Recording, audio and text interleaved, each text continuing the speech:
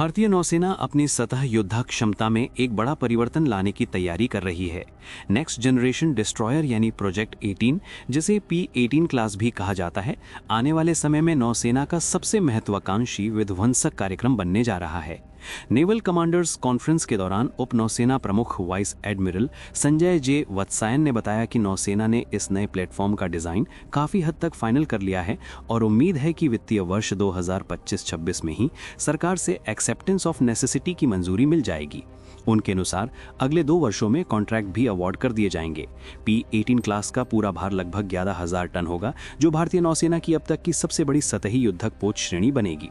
ये मौजूदा कोलकाता क्लास और विशाखापट्टनम क्लास, जो लगभग 7500 टन और 8200 टन के आसपास हैं, दोनों से कहीं अधिक भारी और सक्षम होगी। यही वजह है कि नौसेना इसे एक जनरेशनल लीप मान रही है, यानी सिर्फ अपग्रेड नहीं बल्कि क्षमताओं में एक बड़ा छलांग। करीबी सूत्र बताते हैं कि P-18 क्लास एक तरह से टेक्नोलॉजी डेमोन्स्ट्रेटर भी होगी, जहां भारत की कई उभरती सैन्य तकनीकों को पहली बार बड़े पैमाने पर तैनात किया जाएगा।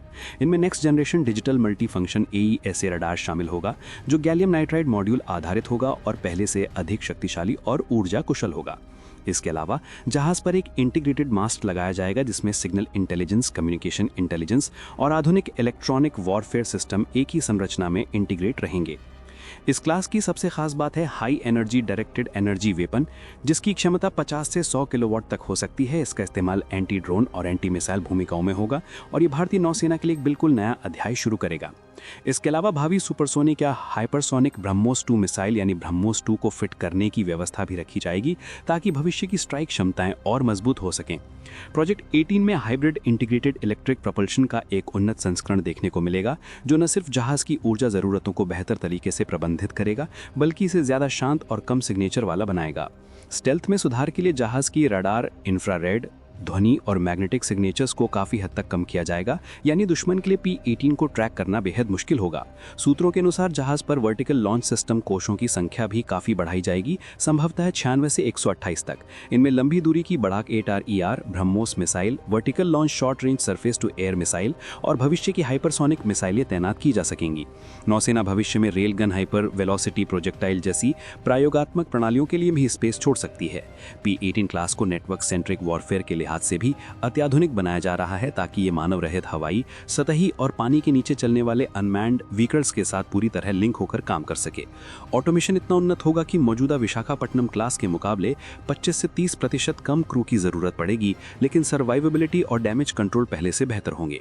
निर्माण संभवतः स्ट्रैटेजिक पार्टनरशिप मॉडल के तहत होगा, जिसमें Mazagon dock ship builders limited और garden reach ship builders and engineers मुख्य भारतीय साझेदार हो सकते हैं। विदेशी पार्टनर का चयन प्रपल्शन और कुछ कॉम्बैट सिस्टम इंटीग्रेशन के लिए किया जाएगा, लेकिन नौसेना शुरुआत से ही 70 से 75% तक स्वदेशी कंटेंट हासिल करने की योजना पर काम कर रही है। विदेशी कंपनियों के साथ प्रारंभिक बातचीत भी हो चुकी है। एक वरिष्ठ अधिकारी के अनुसार P-18 केवल टन भार का मामला नहीं है, बल्कि ये 2040 के दशक और उसके बाद के लिए भारतीय महासागर क्षेत्र में निर्णायक बढ़त सुनिश्चित करने का प्रयास है।